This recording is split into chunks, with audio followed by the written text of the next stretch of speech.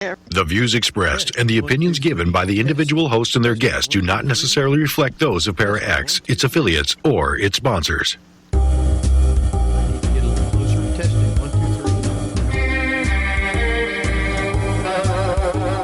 Step outside of your comfort zone.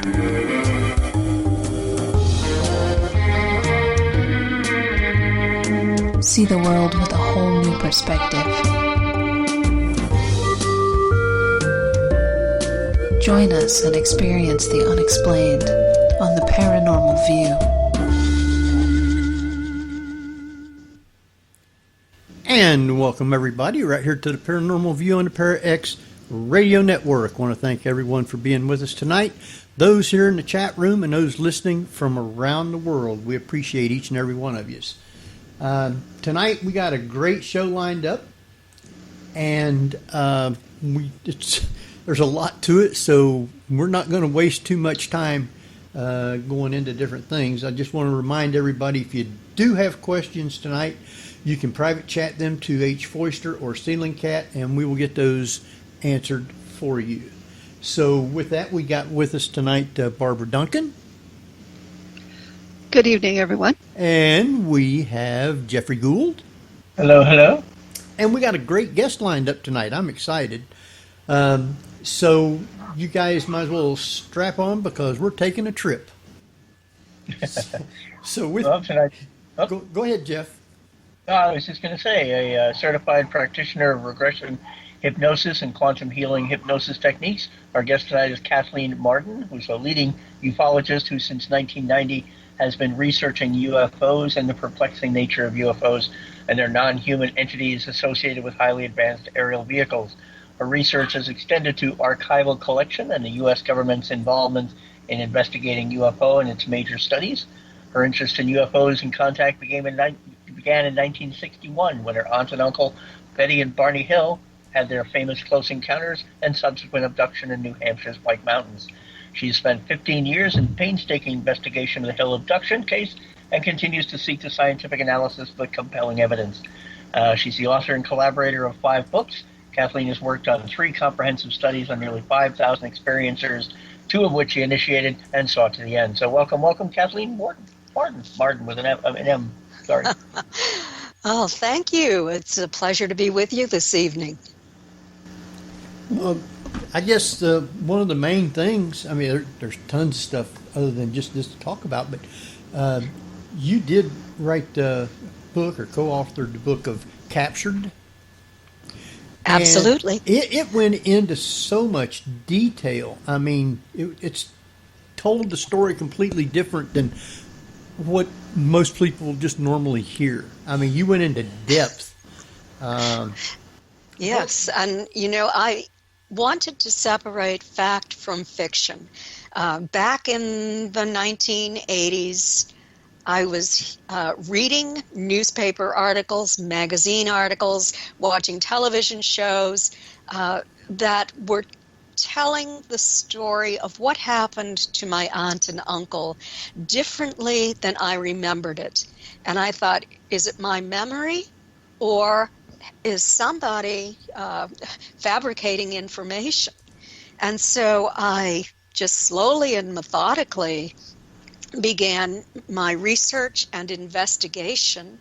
I did as thorough an investigation on the case as I could, going along the close encounter route with my aunt time after time. I'd drive her up there from Portsmouth and then would return home the same day. I drove along there with my husband. My husband and I even took the trip that Betty and Barney took on in September of 1961 from Niagara Falls up through Toronto, stopping about 112 miles west of Montreal, spending a lovely afternoon in Montreal, and then driving on the same old roads that Betty and Barney drove on. They were the highways then. We didn't take the new highways. We wanted to follow this route precisely the way Betty and Barney did. See the things that they saw. Stop at the restaurants they stopped at. And that's what we did. And I think that I did the most thorough investigation I could. I interviewed Betty time and time again, playing devil's advocate. Eventually, she gave me her entire archival collection. I'm the executrix and trustee of her estate anyway, so I prepared an archival collection at the Milne Special Collections Library at the University of New Hampshire. Betty and I are both graduates from UNH, so the archival collection is there. I also have my own copy of everything, and I even interviewed the original investigators who were still alive. So I did a tremendous amount of research over many years, attempting to separate fact from fiction. I wanted to know if Betty's dreams were precisely the same as the hypnosis sessions that she and my uncle Barney had. So I transcribed the hypnosis sessions. And I wasn't a very good typist in those days. It took me a long time. But by the time I finished, I think I'd just about memorized their statements under hypnosis with Dr. Benjamin Simon. So we can get into all of that in greater detail, but I'm going to give you a chance to ask me some questions. All right. So you mentioned that she had an archive of the research that she was doing. Was it similar to Spielberg's Close Encounters, where at post-abduction it kind of became an obsession of trying to figure out what happened to her? And that she was doing her own research to try to figure it out? No, she really was not. That was not part of the collection.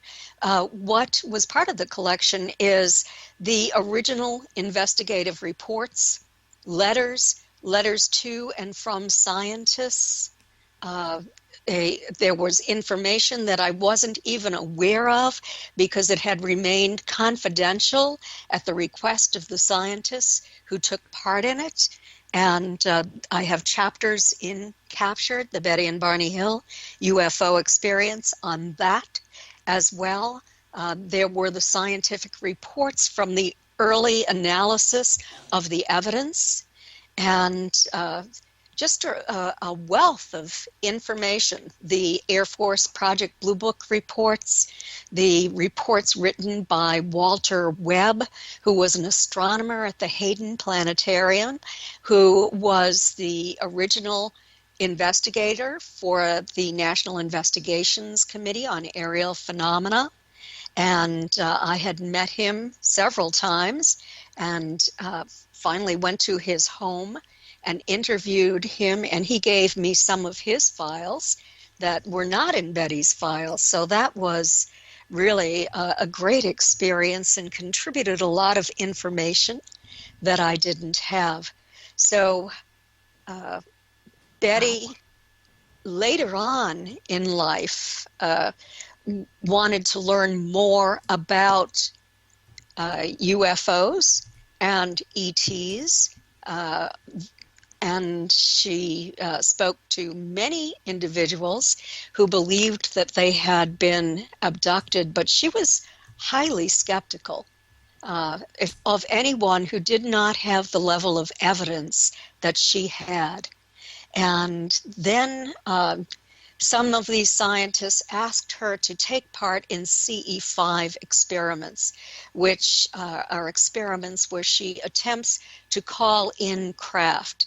And she went a little bit overboard with that and continued to do it, and sometimes left the scene because she became frightened, but recorded in her notes that she believed she had seen a craft. She received a lot of criticism for that, I can tell you that. And it's all in the book. So she, on her own, went out and tried to communicate. Eventually, first she was doing it with scientists, and they were actually scripting her and gave her instructions on precisely what she was supposed to do. This was Robert Homan and C.D. Jackson, who worked for IBM engineers. And so they scripted her. They were also members of NICAP and were doing a paper, a presentation, and wanted to speak with her. They spoke with her in November of 1961, and it was after the hypnosis when they decided that they wanted to attempt these experiments with Betty. They had asked her to please contact them if she and Barney ever decided to have hypnosis and actually had it. So she was back in touch with them, and they talked her into carrying out this experiment, which she did. As I said, they scripted her, and she and Barney would go to my grandmother's house first. I lived across the street from my grandmother's house when I was a child with my parents and my two brothers.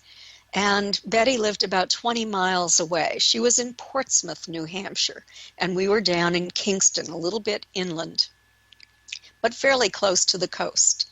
And so she would ask Kraft telepathically, night after night after night. She would try to be in contact with those entities who had abducted her and ask them to show their craft on my grandparents' farm, and then ask them to land their craft on my grandparents' farm. They saw them, other people saw the craft, and there were at least 2 landings on my grandparents' farm. There was physical trace evidence left behind, and at least one of those was investigated by NICAP. Okay. But when they landed, people who... Go ahead, Jeff. When they landed, nobody came out, though, right? Not that they could see. My grandmother was very frightened. She was one who saw the craft landing. A neighbor of ours was a commercial pilot, and he was returning home from work that night, and he saw the craft coming in too. So 2 people observed that craft. It left physical trace evidence on the ground. It splayed out some trees, sheared off some part of a tree, and left a landing spot that it looked like a craft had landed there. There were markings on the ground where this landed. So when you were growing up with this, exactly how much was shared with you at the time? Were you trying to be shielded from it, or were they actually explaining to you, hey, something happened to your aunt and uncle?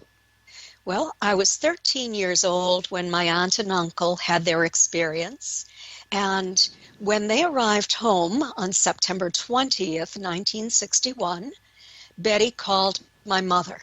She and Barney had felt that they had been contaminated. When they arrived home, they felt very dirty. They said they felt clammy.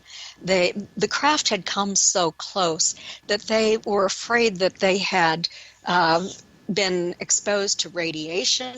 Mm-hmm. They were afraid that perhaps they would have radiation poisoning. They took long showers to try to wash away anything that they might have been exposed to. And they sat down and they drew what they remembered observing that night. It's in my book, Captured. Mm-hmm. And also, they decided to have a nap. They decided to sleep a few hours. So when Betty was on the phone with my mother, I had returned home from school in the afternoon, and my mother was on the phone with Betty, and I was listening just to my mother as part of the conversation. Betty wanted my mother to contact our neighbor, who was a physicist, and to ask him what she and Barney should do They were afraid, of course, that they'd been contaminated. And so my mother did call that physicist, and he suggested that if they had a compass, they should take the compass out to the car and see how the needle reacted. Now, that is not going to test for radiation. It will test a magnetic field.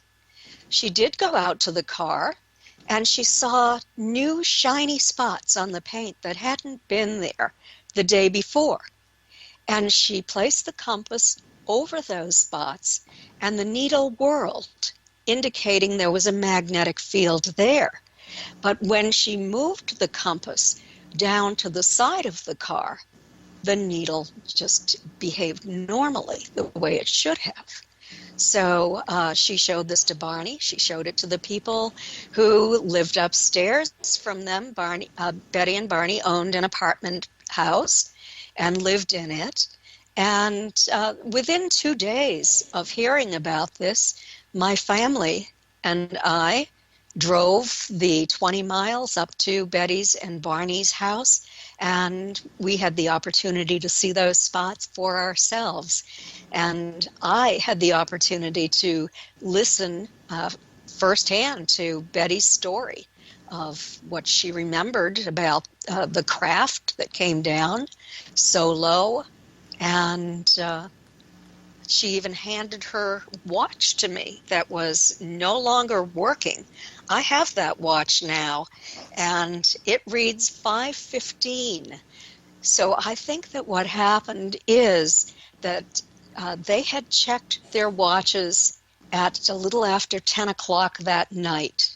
As they were driving through upstate New Hampshire, they'd stopped for a cup of coffee, and they wound the watches. And when they arrived home in the morning, neither watch was working. So they wound them up and they set them to the time that it was when they arrived home. And so that's why the watch still reads 5:15, because those watches were broken. They never worked again.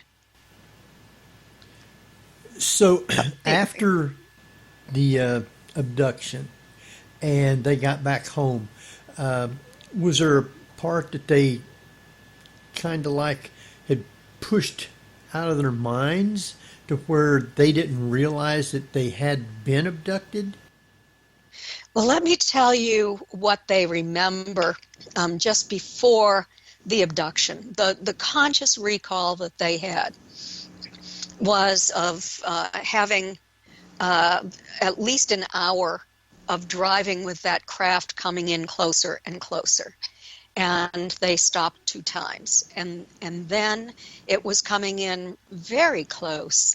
And Betty wanted Barney to stop the car again. But before he could find a place to stop, the craft surged ahead and descended to within 200 feet of the road. And Barney then had to stop the car in the middle of the road so he wouldn't be directly underneath the craft. And he opened the door. Barney was a skeptic. He did not think this was possible. And he opened the door hoping that he was going to identify it as some kind of conventional aircraft. But there it was, like a big pancake, he said, hanging there silently in the air.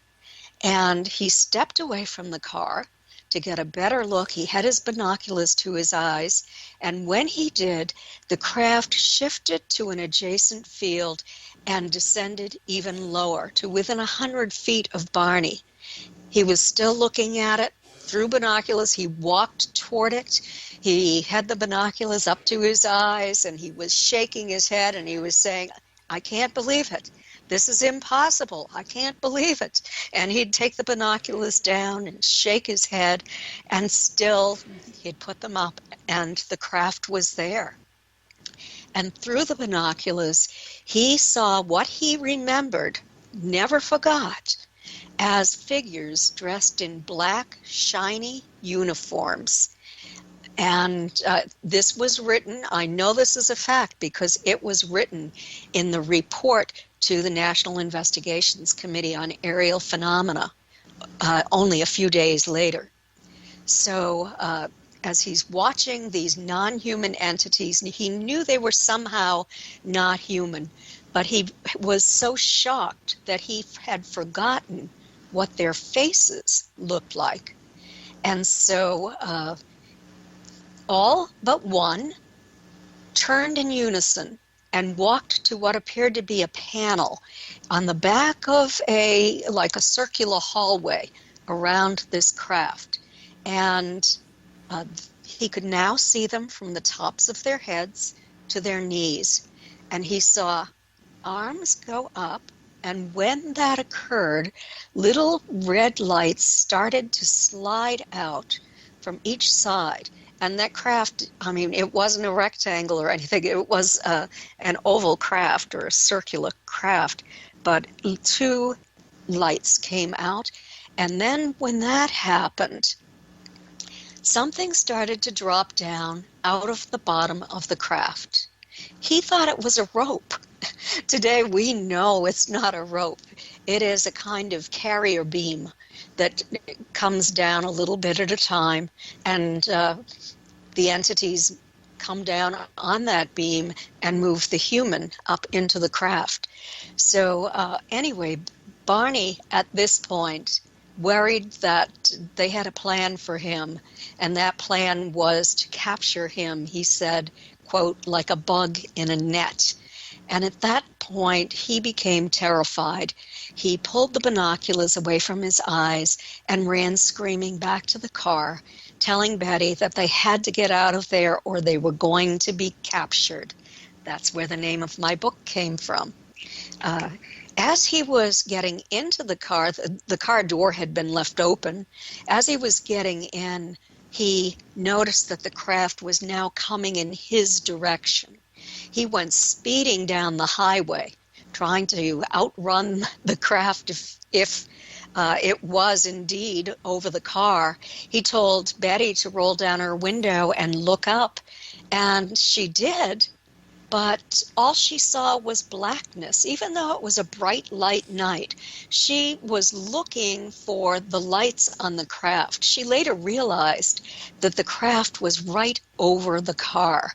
And then, momentarily, she and Barney heard a series of code-like buzzing sounds striking the trunk of the vehicle.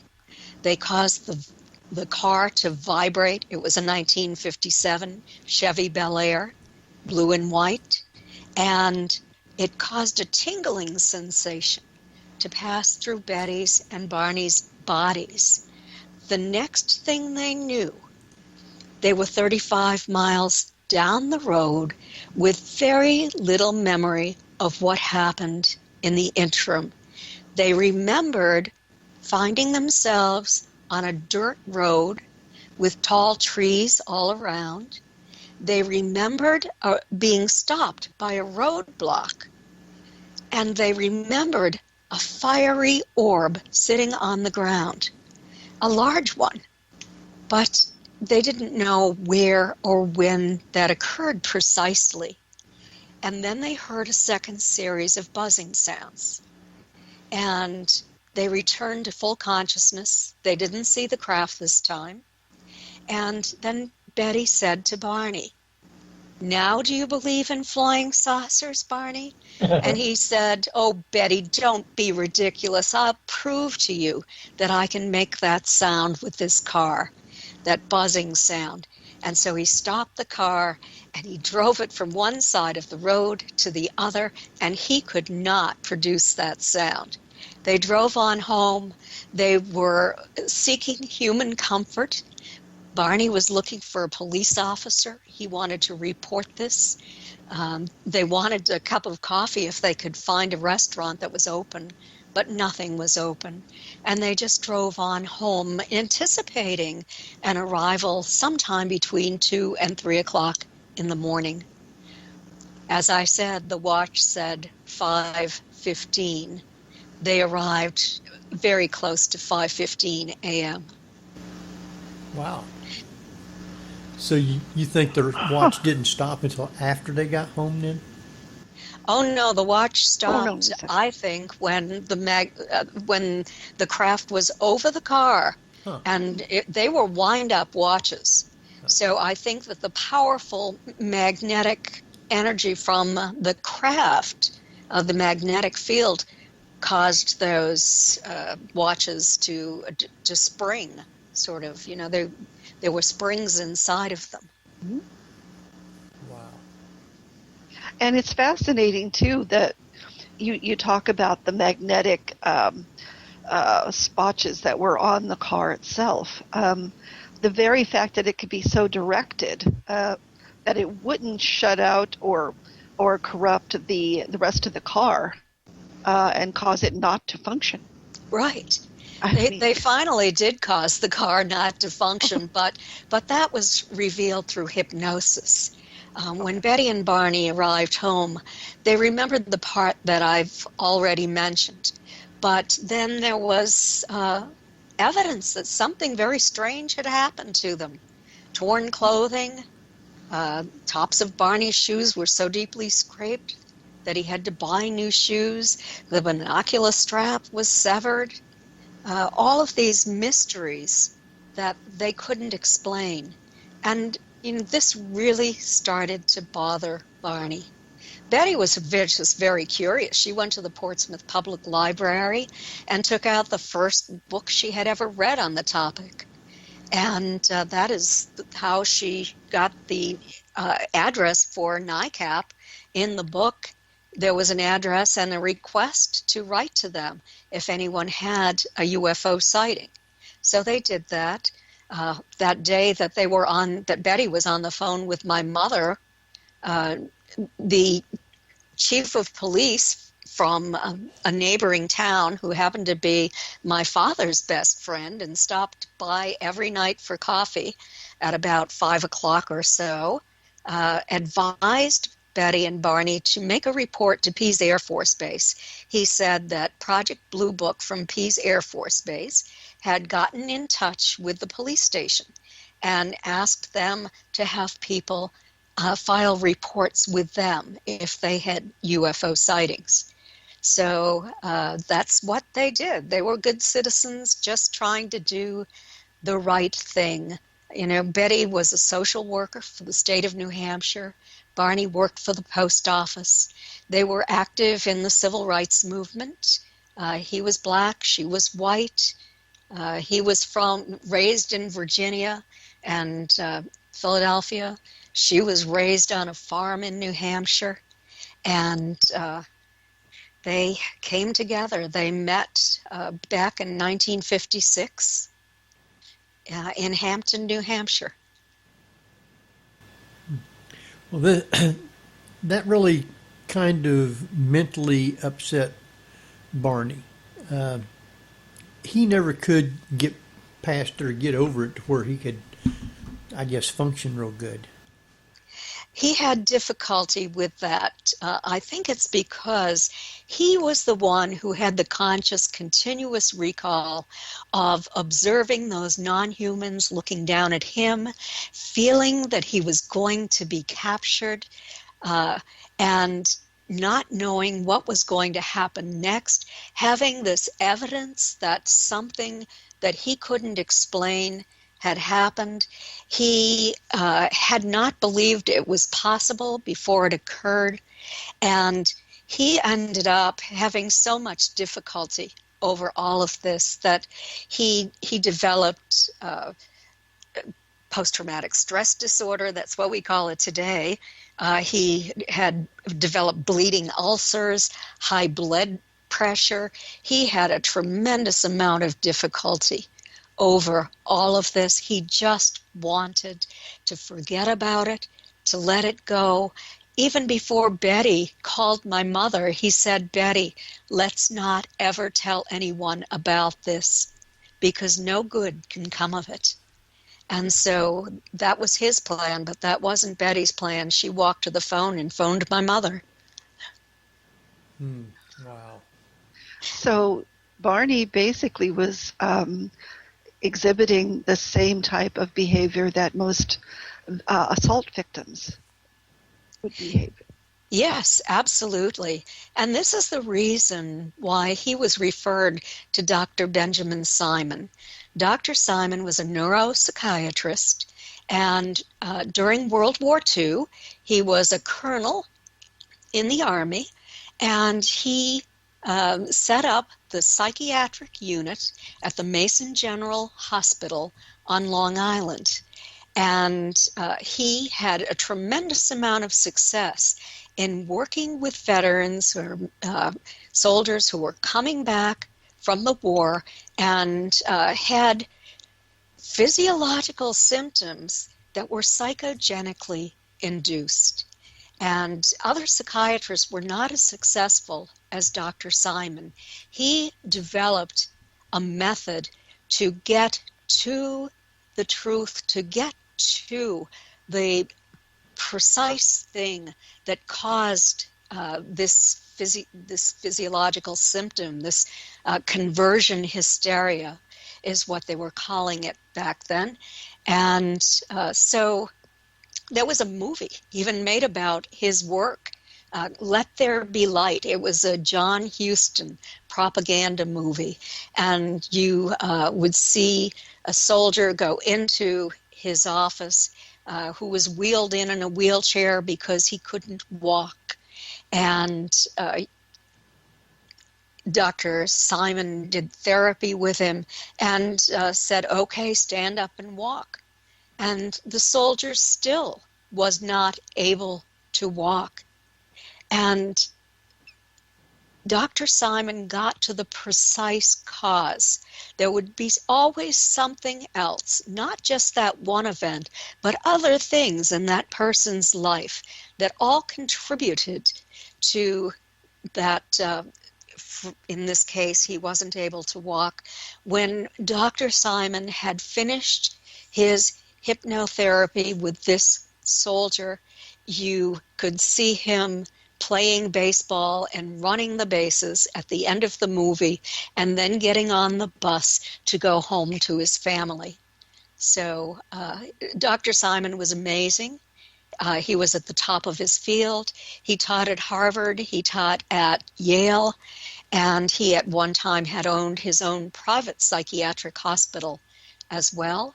And so he was the perfect person for Barney to see. He did not believe that UFOs were real, but that was okay because Barney was his patient being treated for a medical condition. And Betty just happened to go along with him and asked to be hypnotized as well. So Dr. Simon agreed that he would see them, and he would see them separately. One would wait in the waiting room, which was soundproof and had very loud music playing, while the other one was in Dr. Simon's office in deep hypnosis, reliving the events that occurred, dating all the way back to their decision to make this trip until after they arrived home from that trip and for the next day or two. And he saw them separately. He reinstated amnesia at the end of each session so that they could not speak to each other about what they had remembered and contaminate one another's information. He wanted the separate story from each of them. Wow. Now, I know that a lot of people that had been abducted apparently is re-abducted once, twice, 3 times. And had Barney and Betty ever been re-abducted that they would have known about? Well, Barney, I am not sure about.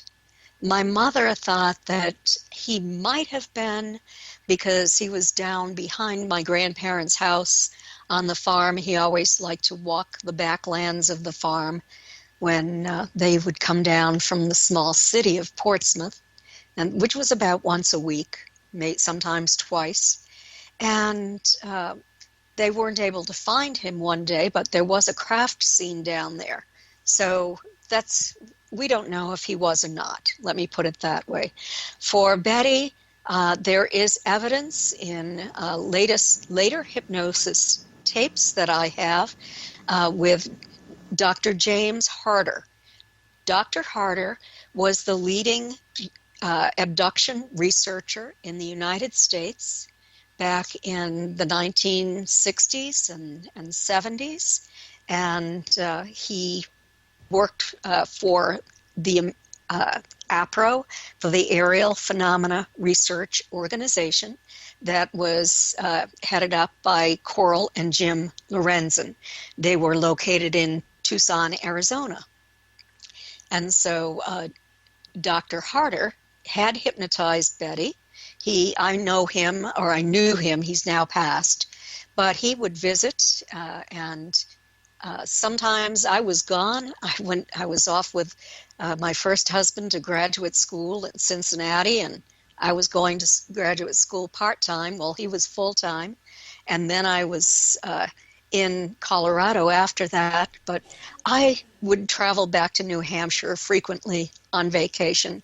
I was close to my family. So I saw Jim Harder when I would go back sometimes. And then when I moved back to New Hampshire in the early to mid 1980s, Dr. Harder also came to visit.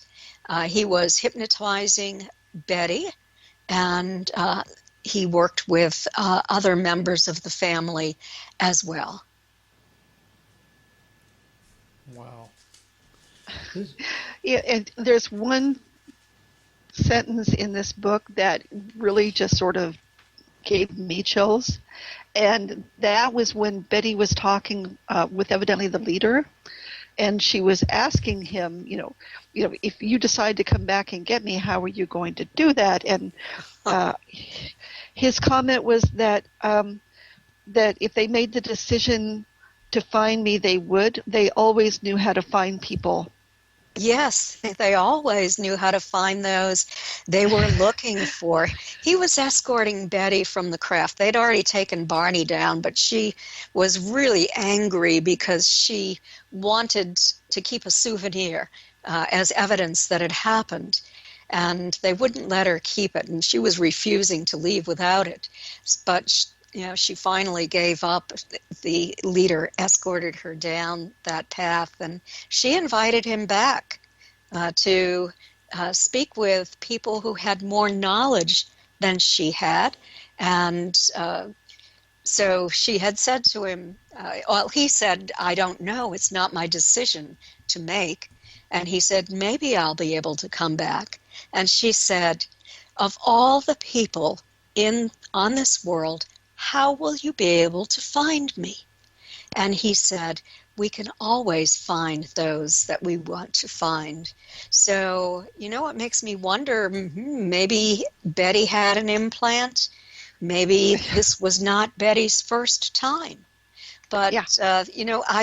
I didn't consider those things. Well, I considered the implant, but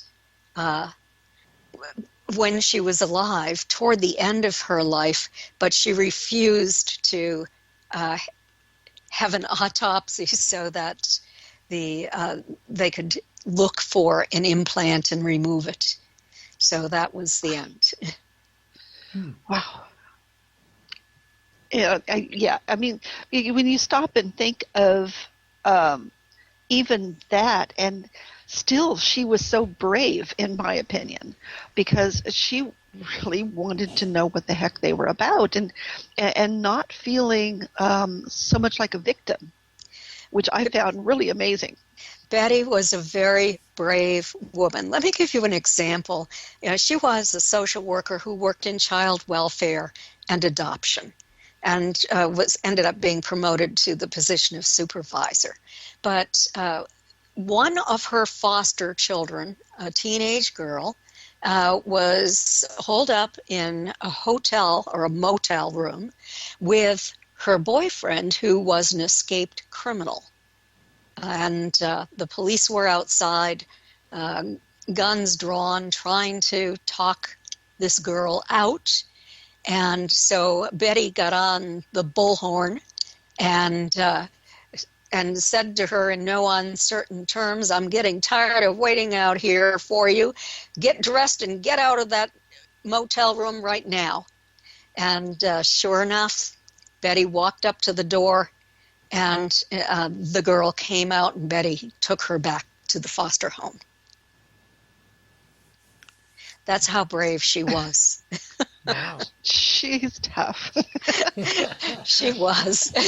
I could see her going up against an alien saying, yeah. She would go up against anyone. Well, that's kind of evident because she was talking to the people in the spaceship. Yes, when she lost her fear of the leader, she did. Before that, she was terrified. She told me that there was one of the little guards who are about 3.5 feet tall. They're the typical grays. They might not even be sentient beings. Their heads are much larger in proportion to their bodies than the taller grays, who are about 4.5 to 5.5 feet tall. They only move when told to do so. He was on guard outside the examining room as she was being examined, and terrified him, or he terrified her. She closed her eyes through a lot of it because she didn't want to look at him. The taller ones were more human looking, but not human, resembled more of an Asian looking individual, but they were completely hairless. They did not have external ears. They had a slit for a mouth, fairly large slanted eyes that rounded around to the sides a little bit, and all communication, as far as I know, from what I've gathered from talking with Betty and listening to the hypnosis tapes too, where Dr. Simon asked about that, is that communication was telepathic. But Betty understood the one that she called the examiner, who was more like a physician, and to have an accent. And when they opened their mouths to speak with one another, she and Barney actually did hear a sound that was more like a mumming or a humming kind of sound. Which is probably the way that they really communicated. It's fascinating that somebody can come back and tell things like that. There has supposedly been all kinds of abductions, but not many people, I guess, are able to come back and describe things like the way that she has. Well, she didn't remember being on the craft and what happened there. I'm sorry if I didn't make that clear. They remembered everything that I said up until the time they arrived home, and after that, from the beginning of their trip. But the part that they didn't remember, that was sandwiched in between those conscious memories, was the part where they were abducted by these non-human entities, taken to craft. Barney's shoes were scraped when he felt like he was floating, but he felt like he was being supported, although he couldn't feel. He was so numb, he couldn't feel the hands supporting him, and only the toes of his shoes were bumping along the rocks. Betty was being escorted, and when they were ready to take her onto the craft, she fought for her life. That's another example of how brave Betty was. She kicked the entity next to her, and in doing that, she tore the hem on her dress down and tore the lining from waist to hemline. She was fighting for her life, and then they pointed something at her and regained control of her. So, so what happened on the craft is what was revealed through hypnosis with Dr. Benjamin Simon. And Betty and Barney saw him for hypnosis sessions every Saturday for about 4 months. And then he saw them together, and he played the tapes back to each of them. Then that is when he did therapy to help them to integrate this information into their conscious minds and to be able to accept this emotionally and go on with their lives. Wow. You know, I guess a lot of people that are abducted goes through things like this. Yes, they do. Why do you think that the aliens are just over and over and over doing this to people? What are they looking for? Well, I have taken part as a researcher in 3 major studies on experiencers. The first study, we had a control group, 2, of people who were not experiencers. The second study was done with the Edgar Mitchell Free Foundation, and I am on their board of directors and also a research consultant with them. So I helped to write the questionnaire, experiencer questionnaire, and they had 3,200 people when the scientists who were involved evaluated and did a statistical analysis on the evidence. And then I did a 3-year study through MUFON's experiencer research team with Dr. Don C. Donderi. And Dr. Donderi was a psychologist, a research psychologist at McGill University in Montreal during his professional career. He has had a long-standing interest in UFOs and contact. And also I had Dr. Michael Austin Melton on the team. Craig Lang and also Denise Stoner were on the team who took part in this survey, writing it. I did, and Dr. Donderi and Stanton Friedman all did statistical analysis. And I wanted my work checked to make sure it was accurate. So they looked it all over for me. So why are people taken time and time again?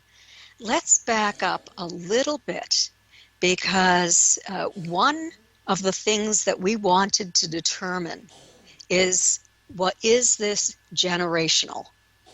Does it run in families? And is it intergenerational? And we discovered that 50% of the experiencers overall, everyone who took part in the survey, said they were aware of other family members who had been taken, and 60% of the group of abductees. And that was determined through interviews and through Dr. Donderi, who administered and the American Personality Inventory. And that was developed to determine if a person had UFO abduction syndrome. So they had the knowledge and the emotional signature of having been abducted. And so 60% of the abductees were aware that this ran in their families. And why are they taken time and time again? 54% of our group had been taken 4 times that they were aware of. 24% remembered only one time, and 10% remembered more than 50 times. That's hard for me to believe that they were actually taken that many times. It could have been a mistake, or it could have been a visitation by negative entities and not ETs, negative interdimensionals. But yes, they're taken time periodically, and the information that we received on the open-ended questions, both through free, and through MUFON's experiencer survey, is that these entities are concerned about humans. They are doing studies. They're doing genetic studies. We know that they have had a hybridization program ongoing from probably the 1950s, from the cases that I have investigated. And they are looking for an upgrade in humanity. With the experiencers, they want to make certain changes in humans so that we will be less primitive, because they're extraordinarily concerned that we will have a nuclear war and there will be an environmental collapse.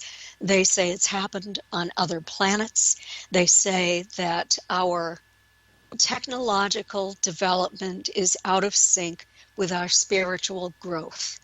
And they are attempting to raise spirituality among humans in order to try to save this planet, because they have told people that they have seen life end on other planets, terrible environmental collapses, and they don't want that to happen again.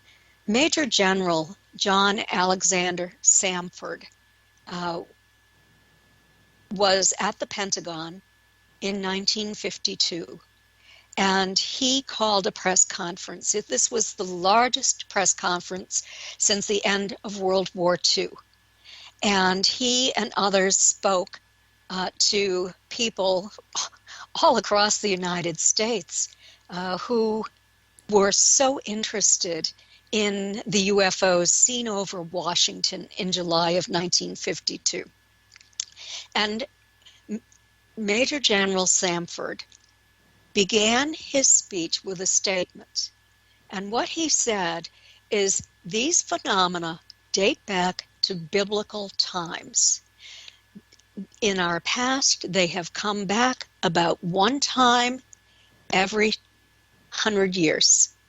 And he said, but they came back in this century and they didn't go away. And he said the Air Force is studying this carefully and conservatively. We're not going to be too upset about this. It's going to be very methodical. But what he was saying is, this has been going on for a very long time. So these entities have told experiencers that they have had a long-term interest in our planet, and they stayed here because we had developed nuclear capabilities. They eventually saw that we were capable of going out into space, and they certainly, I believe, would want to protect themselves from humans whose major activity is tribal warfare. We killed nearly 200 million of our own kind during the 20th century in major and minor wars and the starvation that came with the wars. So they have seen a lot occurring on our planet. They're generally around watching and sometimes intervening in wars that we've been involved in. They were in Vietnam. They've been in the Middle East. And so they have a real interest and worry in human behavior. So, in your estimation, when people tell you that they have seen grays or other types of extraterrestrials, is it an indication that they have been abducted, or is it sometimes just random sightings? Well, there are some individuals who have seen the non-humans through the windows of craft and who believed they had not been abducted, but did not want to explore that any further. So let me throw in that little caveat. But for the most part, if a craft comes within 500 feet or less away from an individual, it's generally there to pick them up. We asked, have you observed craft at 500 feet or less among the experiencers overall? They said it was 65%. Among the abductee group, 70%. And this carried through to their families too. The families had observed these craft. Wow. What we have discovered in our study is, and it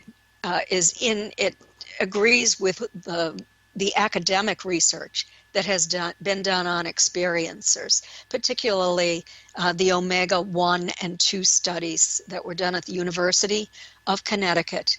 And experiencers not only become more spiritual, 95% of the abductee group, 69% of the experiencers overall, but they become more psychic or intuitive at a very high percentage. They become empaths, where they can feel another person's emotions. And I've thought about that. The best way that an extraterrestrial can change a human is to cause that human to feel the pain that they cause to other humans, or that they inflict on other humans. You won't want to harm other humans if you feel their pain. And that is clearly the result of our research. This is occurring at such a high percentage. It cannot be ignored. Go ahead. Okay, so I have taken one of the questionnaires, and I'm not sure who did it. It was so long ago. But you bring up a very good point, because one of the questions is how do you feel about stories of people being tortured, etc., along those lines, and can you empathize with that? So I'm beginning to wonder if you're right on the mark there about some of what's being inflicted is the equivalent of a galactic taken behind the barn and spank 'em sort of thing, for lack of a better way of putting it. But is it more of a teaching approach? It is, I think, a teaching approach. There is this transformation. The thing that is so interesting to me is that experiencers have all of the symptoms of near-death experiencers. And that was part of this Omega 1 and 2 study. They had two groups, one near-death experiencers and one UFO abduction experiencers. And then they also had a third group of people from the general population. And so compared the results of these groups. And it makes me wonder. I've talked to 3 physicists about this, people with PhDs, and what I asked is it indeed scientifically possible for experiencers to be taken through a solid surface, such as a wall or a ceiling or even a glass window. So many people have said they have been taken directly through. And so the scientists all said, yes, it is possible. They said, theoretically, everything has a vibrational frequency. And when you have that vibrational frequency, if you can line up the frequency and the mode, then atoms can interpenetrate. So in so many of the early hypnosis sessions that were carried out, the experiencers, when they were taken into this beam, felt as if they were coming apart.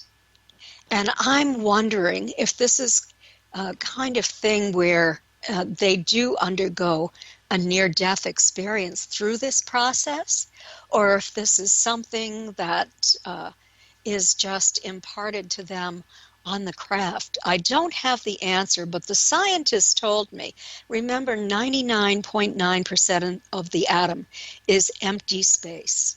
And so theoretically it is possible, and we have even done it in a laboratory using neutrinos, which are very tiny. So we're far behind them. But if they're, 500 years, 1,000 years ahead of us, what kind of technological developments have they made?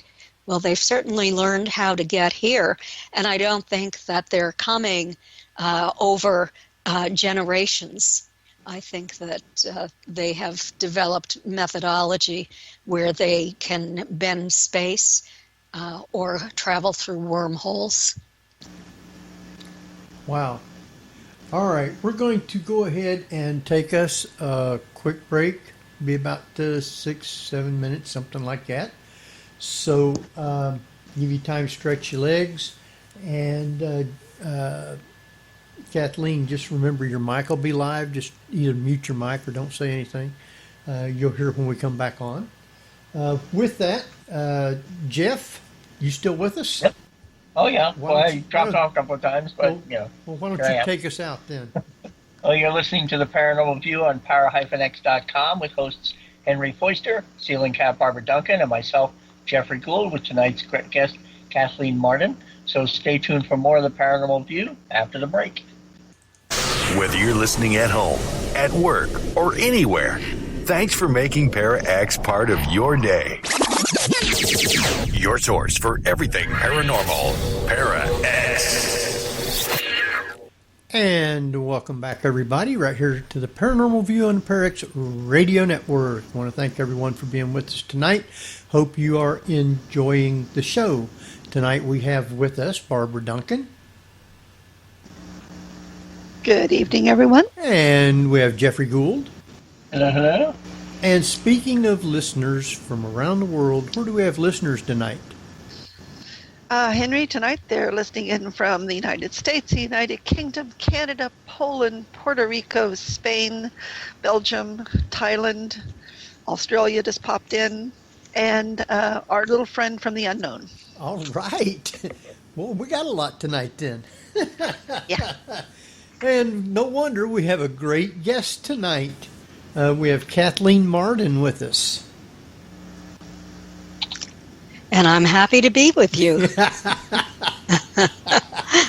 Well, I am glad you are here. Very interesting. I've got some questions already from the chat room. And Okay. This one here is from Tabby Cat. And she wanted to know, do you think that making films such as Fire in the Sky hurts or lends more credibility to abductions like what happened to Travis Walton? Well, I know that Travis was very unhappy with that movie because they turned it into a horror movie. And so it causes people to become terrified of the non-human visitors. And, I know that some of them have a bad reputation. They're not very nice to humans, but the majority are not that way. And when it is portrayed as a horror story in the media, it makes a lot of money. Fear sells. But the impact that has on the population is to be terrified if they see a UFO, and terrified that they're going to be picked up by a UFO. They're probably not, because these entities pretty much have the people that they're working with, and they've been working with generations of abductees, contactees, whatever you want to call them, experiencers, for generations. So, I thought we dropped you there. No. I'm looking at a statistic here. One of the things that we asked is, what was the demeanor of the entities? Were they businesslike? Were they kind? Were they, evil, hostile, that sort of thing? Well, 65% of the abductees said that they were businesslike, 48% of the experiencers. But less than 6% said that they were hostile or sadistic. So, it's unfortunate that there is a small percentage, but that appears to be the focus of the television movie media. Wow. Well,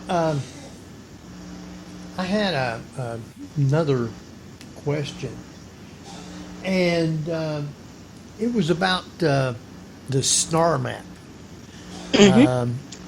When I guess they give her the star map, but she didn't remember it until it was under hypnosis. Oh, it was on the wall. She seen it on the wall. What happened? Let me explain. Because there are so many false stories out there that people become confused. So I'll tell you what really happened. After Betty's examination was finished, she began to trust the leader because the examiner had done something to her that caused pain. And the leader took her pain away. So the examiner went in to examine Barney. There was only one on the craft, but, they were all set up to do these exams.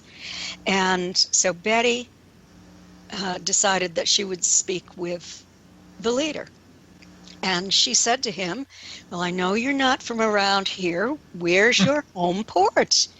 And so he produced this three-dimensional star map. She's described it as like looking out a window. Later on, she said it might have been a hologram, but when she saw it, we didn't even have holograms. And and she did have a dream too. One of those 5 dreams that started 10 days after the experience. She had only 5, and some of those dreams were things she remembered. Some of the dreams were things she hadn't remembered. But in the dream, the entities didn't look like the ones I've described. They had black hair and looked very human and were wearing blue cadet uniforms, so totally different. But in the dream as well, Betty was shown a star map that pulled down from like the ceiling, just like in a 1961 classroom anywhere in America. And so that was the dream. But when she remembered this under hypnosis, it was she saw it in 3 dimensions.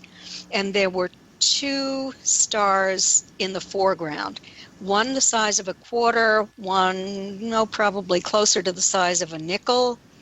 And then there were 4 more stars that were connected by solid lines. One of them ended up being our sun, but she didn't know it at the time. 2 lines to that, 2 lines to 2 others, and 3 lines to 1 other, and then 5 lines between the 2 large stars in the foreground. Also, there were other stars that were connected by dotted lines. And then there were 3 stars that were not connected at all. The dotted lines, Betty understood, were expeditions. Just maybe, I don't know if they'd ever been there or if it was just a plan to go there. And then, of course, there were the other 3 unconnected, so I guess no plans to go there at that point. So Betty, under hypnosis, remembered this star map, and Dr. Simon told her, gave her the post-hypnotic suggestion, that if she could remember it accurately, and if it didn't bother her too badly, that she could go home and draw it and then bring it back in to him to show him. So she did. She went home and she drew it. Fortunately, she had a photographic memory, but she was a little worried about perspective. I can't imagine trying to just put a 3-dimensional map on paper, but that's what she did. And a woman from Ohio, a brilliant woman by the name of Marjorie Fish, saw that star map in the first book that was ever written as a result of, well, it came about because Betty and Barney's story went public as the result of a violation of confidentiality in 1965. It was just devastating to them. And then they agreed to permit a professional writer to write their story. And so that map was in that book. Marjorie Fish purchased the book, saw the map, and she was an amateur astronomer. So she wondered that if this star system, these stars, are somewhere in our local galactic neighborhood out 54 light years from our sun, would she be able to find them? And so she went to the university. She couldn't take the astronomical catalogs out. She had to sit and copy the distance data by hand and all of the characteristics of those stars as well as the distance data. And then she would take the distance data home, and using beads of various sizes and colors and monofilament line and a 3-dimensional frame, she constructed star maps in all directions from our sun, out 54 light years. In all, she constructed 14 over 4 years, and she still didn't have a match. So in the interim, while she was doing this, she was talking to Betty, writing to Betty, going to New Hampshire from Ohio to visit Betty and interview her. So she finally went to the university again in 1972, and a new astronomical catalog had been released. And there was new distance data because our astronomers were able to more precisely estimate the data, the distance data between the sun and those stars. And so Marjorie Fish used all of the new information in those new catalogs and went back and rearranged some of the stars with the new distance data, and then put 3 stars on that hadn't been there in the first attempt, the first 13 or 14 attempts. They were now known to be within 54 light years of our sun. And she had a match. So the next problem was how was she going to find anyone who, any scientist who would vet her work? And so Coral Lorenzen from APRO, I mentioned that earlier, the Aerial Phenomena Research Organization, got in touch with Stanton Friedman. He was a member of that group, and she asked him if he was going to leave from California and go to Ohio to speak. At that time, he had just begun speaking, and he was about finished with his work as a nuclear physicist. And so Stanton agreed to meet with Marjorie. And when he went to Ohio to lecture, he stopped by, he interviewed her. He told me that he was very impressed with Marjorie, that he felt that she was more comfortable speaking with scientists than to the general population. And as a result of the conversation and the models that she showed him, the meticulous work that she had done, he said that he would find scientists to vet her work. And he did. One of those scientists was Dr. Alan Hynek. And he was the astronomical consultant for Project Blue Book, who then later went on to form the Center for UFO Studies and was teaching as an astronomy professor at Northwestern University and was the director of the observatory there. And so he and Stanton and Marjorie took her model and explained the work to him. He looked everything over and did the calculations and said he was impressed with her work. It was accurate. Another one, a little bit later, was from the Ohio State University. And his name was Walter Mitchell. And his class used computers and did computer-generated models and discovered that Marjorie's map was accurate. So there was a lot of accuracy there. There was another one who did a statistical analysis and said that there was one chance in 1,000 that Betty could have sketched this just as coincidence. And had this star pattern identified. And then other astronomers who looked at this were impressed because they said that if they were spacefaring astronauts going from Zeta Reticuli, they would travel to the stars that these entities from Zeta Reticuli came from. So, and Zeta Reticulum is it's a constellation, the constellation the Net, and it's in the southern hemisphere. It cannot be seen from the northern hemisphere, and is very dim from the southern hemisphere. 38 light years away from our sun, and 39 and a half light years from our sun. And so a very long distance. Alpha Mensae is on it. Our sun is on that map. 82 Eridani is on the map.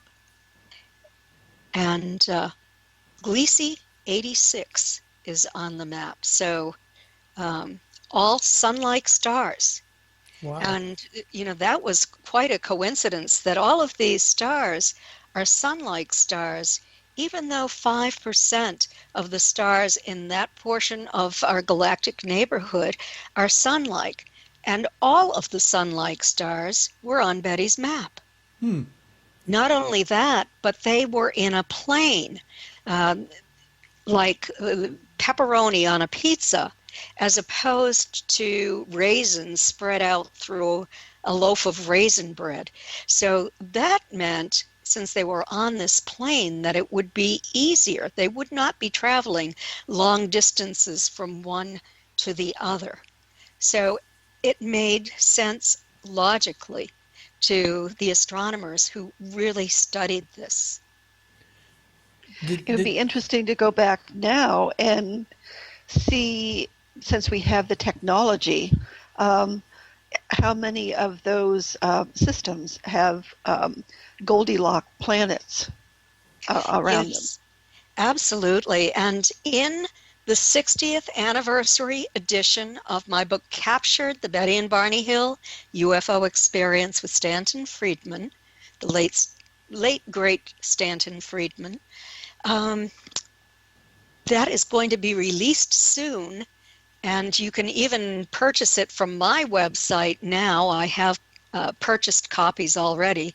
My website is Kathleen-Marden, MARDEN.com.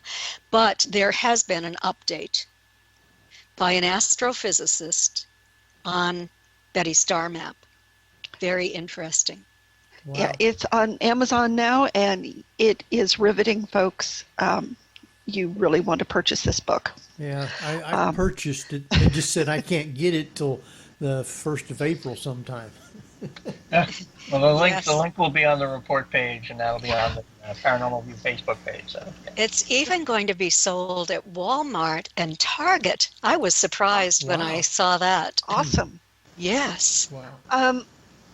I guess my next question is, with the latest congressional action that requires the government to start releasing more information, have you been able to uncover any evidence that may have been hidden from your current research or previous research concerning Benny and Barney's abduction? No, I haven't.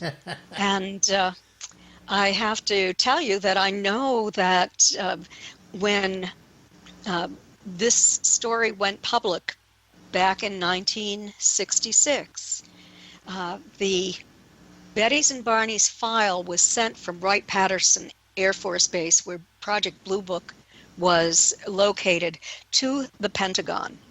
So I know that there was great interest in them at that time. And in the book, I wrote about two Air Force officers who were did a graduate work, had to write a thesis, and the thesis they wrote was, should Project Blue Book be reopened? And they discussed the case, and they had information that I was, and no one else was able to find. So, and that is in my book, Captured, as well. So you'll be able to read that there. But fascinating. It's a fascinating case. I have absolutely loved doing my investigation and research on this for now 31 years. And there is an update of the new scientific analyses of the evidence, as well as science has moved along, as our technological development has moved along. There have been new discoveries on that dress, and because I can't tell you what they are, you have to buy the book to read that chapter. Well, I will soon.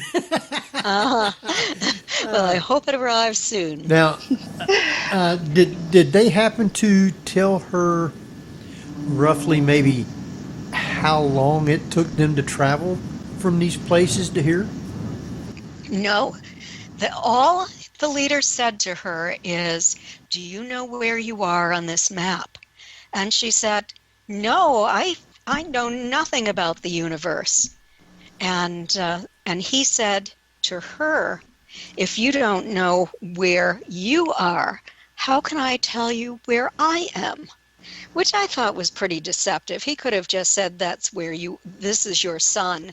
You're on one of the planets revolving around the sun, and this is where we're from. But he didn't bother with that. He just put that map away. No. Wow. Didn't she make a comment? Yeah, that always drove me a little nuts. All I could think of is, they just need a little "You Are Here" tag on it.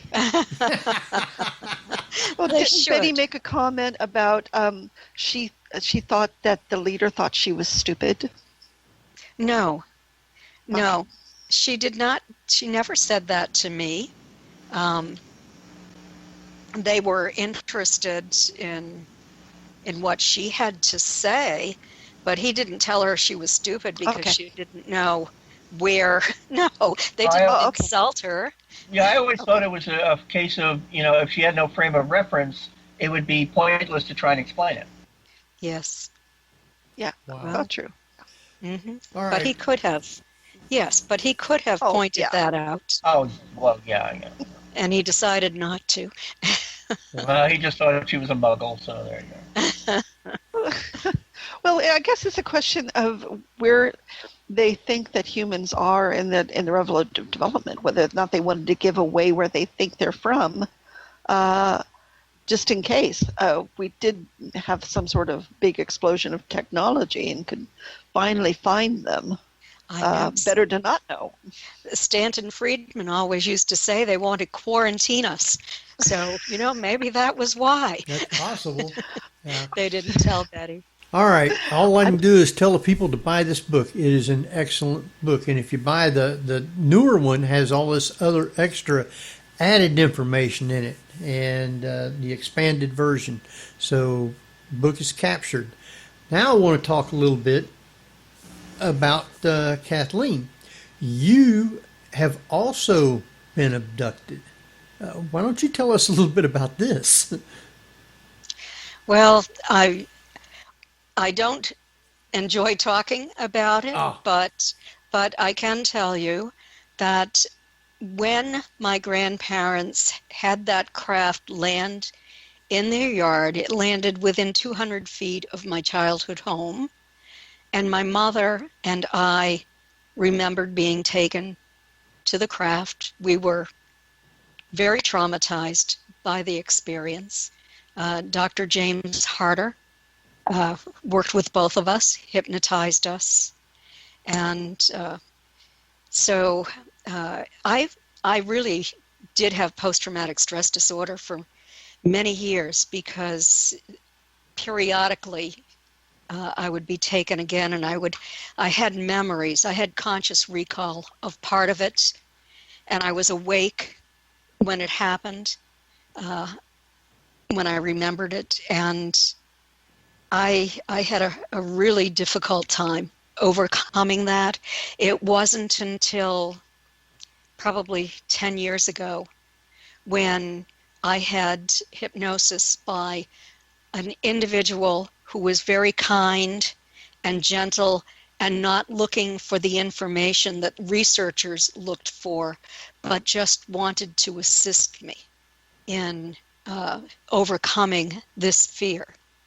And I became part of a support group as well, and it really, really helped. I lost my fear. I'm, as you said earlier, I'm a hypnosis practitioner. I decided to do that because I had written a paper way back in the 90s on hypnosis, all of the academic studies that I could find. And I thought, well, it would be good if I could do this practically as well. And so I hypnotized myself. I gave myself keywords that we use in hypnosis for rapid induction. And by doing that, I use it when I can't fall asleep at night. But if entities come into my environment, then I can give myself this rapid induction by saying 3 words to myself, and I become very calm and relaxed. And so it really helped me a lot. And I have no memory of having a hybrid children. I do have a memory of being shown tubes, very, very large tubes, cylinders that had kind of a, I don't know, a greenish, grayish fluid that I thought was viscous.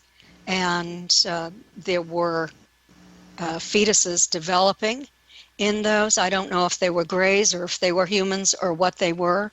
I just remember being shown those.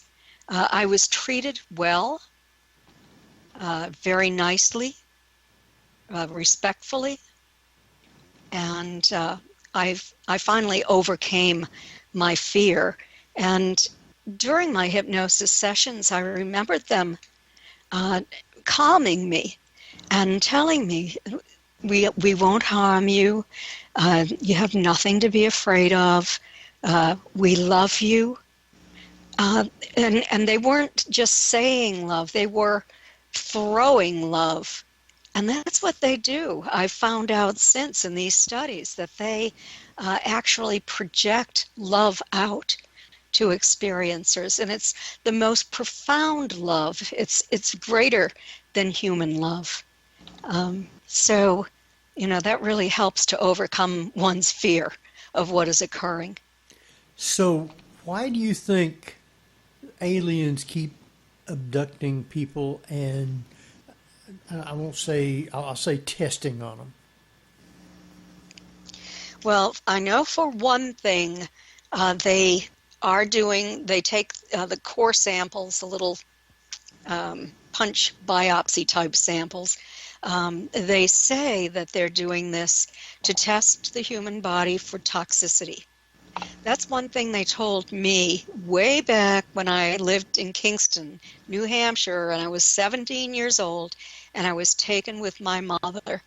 And it makes sense to me now because I grew up just downstream, less than a mile away from what ended up being a Superfund site. There were neurotoxins leaching into the lake near my house and into the well water of the people who lived there. All of the children were born with learning disabilities. And I was close to 2 nuclear installations, Pease Air Force Base and also the Portsmouth Naval Shipyard that was building nuclear submarines. So wow. That makes perfect sense to me.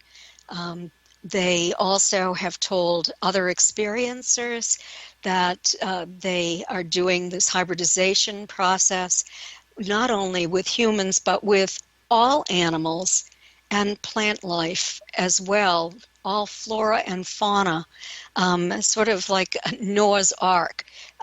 They use this material when they terraform other planets, and so that life can live on those planets. And they are also keeping it so that if we destroy this planet, they will have all of that DNA. They seem to be masters at DNA. Wow. And I always wondered if that hybridization program was even possible, because how could they mix human DNA with their own? Either they're doing some kind of gene splicing, or they are us in the future, or somehow related to us. Wow. Or is there another planet with humans on it that we simply just don't know about yet? Well, there could be. There very much could be. I've worked on a case that I found incredibly interesting because it was 3 people who were taken, and along with being taken, they were there doing research as paranormal researchers with all kinds of cameras and equipment and a motion picture camera. And craft came in, and it was next to the moon, and they saw it coming in fast, and they were trying to communicate with it. It was kind of a CE5 experiment. And the next thing they knew, the things that they were holding in their hands were no longer there. they were reeling back and forth and feeling nauseated. They went into the experiencer's house, and his wife was there and said, "Where have you been? I've been looking for you, and you weren't there." And they were amazed that it was now 1 o'clock in the morning. They were missing nearly 2 hours time. And long story short, 2 of those experiencers met up with human types on that craft and were informed that they had once lived on our planet hundreds of thousands of years ago, that there had been an environmental collapse here, and that they had the technology to move on. Very few did. The others most people had to stay here and die, or except for those who maybe were not affected by the environmental collapse, and there was still vegetation and animals. But these humans went on. They found a planet, they said, that is in twilight most of the time, but they were able to settle there, and they just come back to our planet to check on our development periodically. They don't take anything from us, they said, but they were us at one time on this planet. So when you say humanoids, you mean like Nordics? They looked very much like Nordics. They had kind of light brown hair, long hair. Yeah. They were wearing a certain chevron emblem on their uniforms. There were men and women. Pardon me? I said, so I didn't know they had corporate sponsors. Sorry. So a very interesting case with a lot of evidence, because that video camera did not shut off immediately, and they were able to capture video of the non-humans coming into the human environment on a blue beam and dropping off that beam and hitting the ground. Wow. Pretty amazing. Very amazing. That would be interesting, I guess, and to think about stuff like that. Yes. And the experiencers have copyrighted all of that film, but they have given me permission to show it at the conferences that I speak at this year. So I know that, I'm hoping that 2 conferences are going to be on. They're planning it. If I can't do it this year, I'll have to do it next year, but I do have permission from them to introduce them to America and the rest of the world, I guess, and to show their film. So where's these hopefully 2 conferences going to be at this year? Well, I'm going to be speaking at the Roswell UFO Festival over the 4th of July. And we think it's a go. We're expecting a large crowd. We've been vaccinated and are ready to go, even if we have to wear masks. And then the other one is in northern Michigan. And if you go to my website at Kathleen-Marden, MARDEN.com, I have a section on the menu at the top that says conferences or speaking engagements, something like that. Just click on that, and you'll see the conferences that I am aware of that are so far on for this year. I know a lot of people aren't having conferences. They're just thinking about doing online conferences. But these people are hoping to have physical conferences. And, I just can't wait. I just love working at conferences, lecturing, showing my PowerPoint presentations, and speaking to the people who come to my vendor table, because most of them have had their own UFO sightings or contact experiences, or they're scientists who are very interested in the topic. Wow. And I just put those links in chat, so Okay. those of you in chat, you can see that. Great, thank you. Las Vegas, Nevada, in July. Well, the MUFON was planning one at Las Vegas, and but it isn't on MUFON's website anymore. So I don't know what's going on. I looked at the website today, and it wasn't there. And so I guess stay tuned. Well, I think Thomas, I think I had MUFON up there, but I just heard that they had taken it down. So maybe it's on and maybe it's not. I don't plan on going there this year because I'm not a speaker, and so I would, have to pay. And since since I haven't been working, I can't do hypnosis sessions. I can't speak at conferences. My income is pretty much gone, except for the television shows that I've been on. I know what you mean there. That's for sure. I haven't.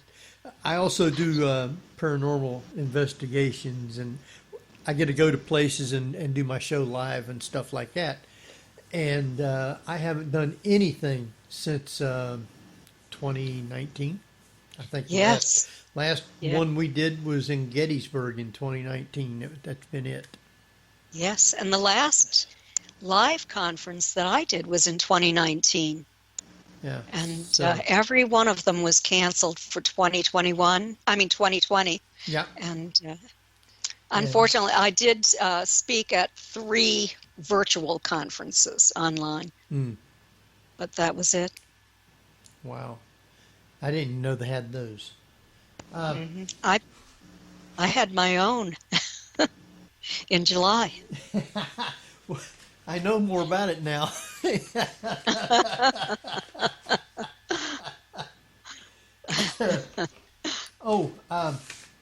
One of the other questions I wanted to ask you was about their car. That there was a spot on there that become like magnetized to where if you put something there, the compass would just spin wildly. Did they keep their car for a long time, or did they get it refixed, or whatever happened to that car? Betty's daughter and her husband were being transferred from Pease Air Force Base to another Air Force base. They purchased the car from Betty when Betty bought a new car. And then they ended up selling it when they purchased a new car.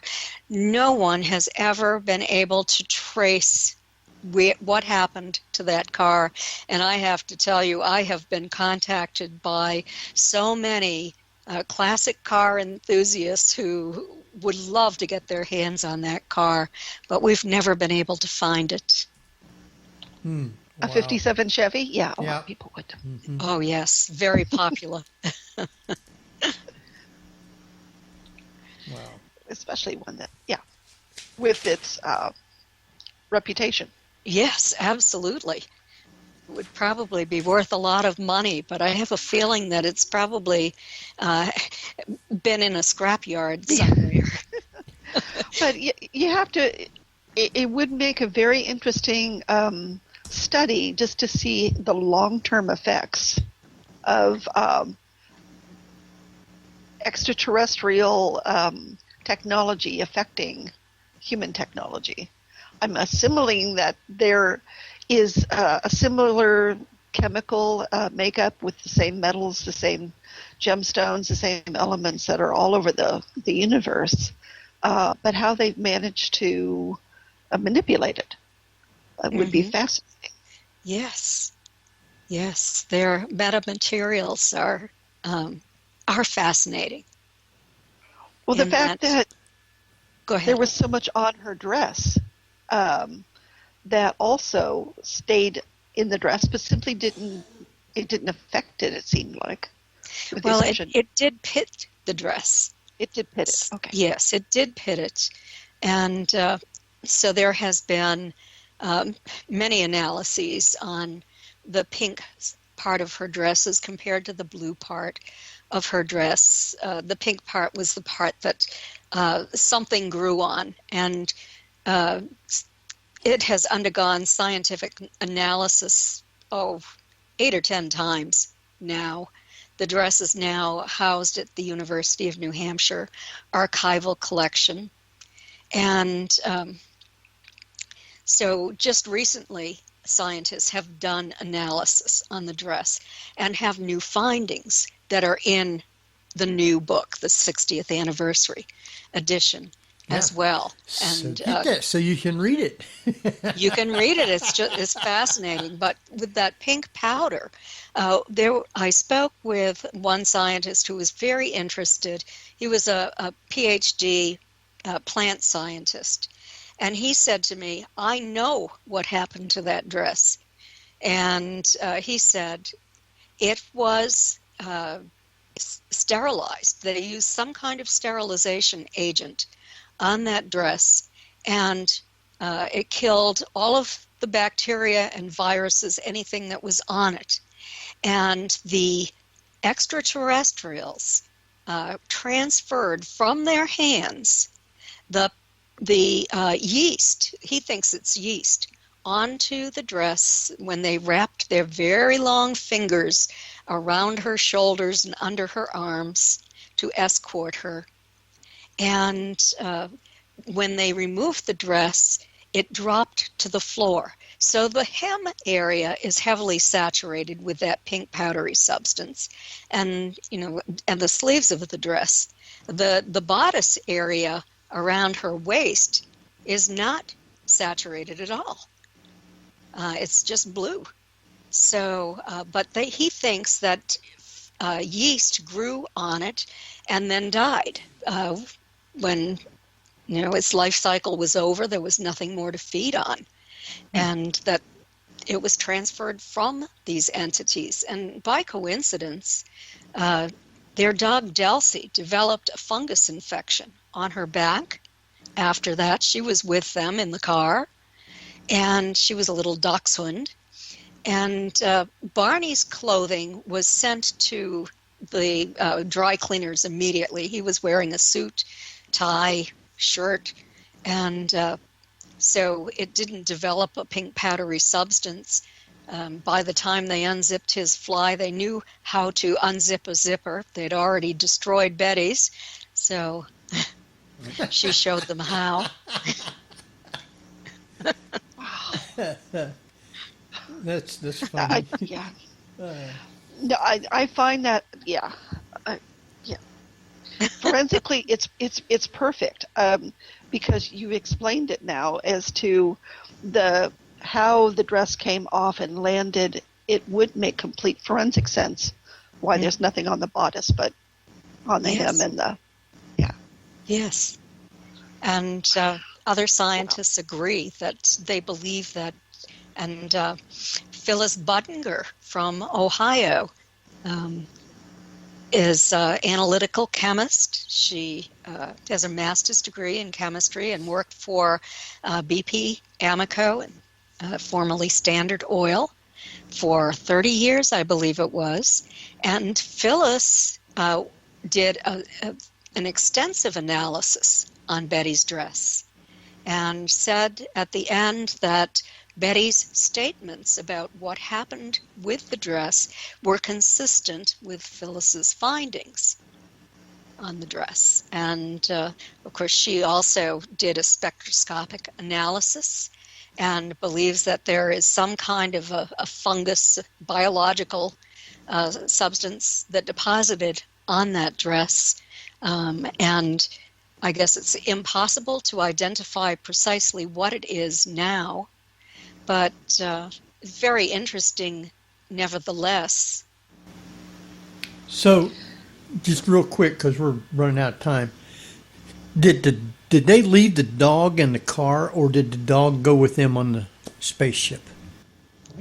Well, Betty and Barney didn't see the dog on the craft. So, and the dog was in the car when Barney reached the car. And so Betty and Barney thought that she was left in the car. Wow. pretty interesting, though. Abductions are oddly enough, can be very protective and aggressive that way. So the possibility you're like, okay, we're going to leave that one alone. I don't know if Delcy would have been like that or not, but they could have paralyzed her, or she may have tried to run out of the car, and they could have picked her up and stroked her and put her back in. That could be how she developed that fungus infection, but we'll never know because she was a new dog to Betty and Barney. They didn't know if she'd ever had a fungus infection prior to that time. Other than Barney and Betty Hill, what is one of the other lesser known but a really good case that you had to investigate? Well, aside from the one that I talked about with the people who caught the entities on camera, I have, Denise Stoner is one. There's a woman whose case I investigated when I lived in New Hampshire that I wrote about in the Alien Abduction Files. It's another one of my books with Denise. She wrote about her own take on her experience as well in that book. And I wrote Extraterrestrial Contact, What to Do When You've Been Abducted. And I talked about a few of my other fascinating cases, ranging from very benevolent to very evil, you might say. Not benevolent at all. Wow. So it runs the gamut, and I wanted a well-rounded perspective in the book. So I only have a couple of minutes. How much time do I have to tell about it? No, not really, because we're going to be wrapping up. Okay. We ain't got but 2 minutes left. However, which means we're going to have you back. That's exactly what I was going to say. Or you can just purchase those books. And yes. Read the story now. We can do that, but we'd like to have you back on too sometime. Well, I would love to come back on again sometime. Right. Thanks for inviting me. I have to say, the first time I saw the whole title of Extraterrestrial Contact, What to Do When You've Been Abducted, it reminded me of a kind of brochure Homer Simpson would pick up saying, "Oh, so you've been abducted by aliens." A lot of people were apprehensive about purchasing that because it said you've been abducted on it. And the envelopes that I send the books in are not very good. I have to tape them. And I've had people contact me and say, thank you for taping the envelope so that no one could open it and see what I was ordering. Wow. All right. We want you to give out where people can reach you again, and if you're doing anything soon. And then we want you to stay on till we're off, and we'll talk with you for a minute. Okay, sure. Well, you can go to my website at Kathleen-Marden, MARDEN.com, and I have a lot of things on the website, including contact Kathleen. I have consultations. You can book a 1-hour consultation with me. I am so overwhelmed with work that I cannot speak with anyone on the phone because I receive dozens of requests every week. I just couldn't do it any longer. So the people who are willing to pay for a consultation can speak with me. All right. With that, we're going to see you next week at the same time. We'll have Thomas Wortman as a guest. So until then, this is Henry Foister. And Barbara Duncan. All right. We'll see you next week at the same time. So good night, everybody.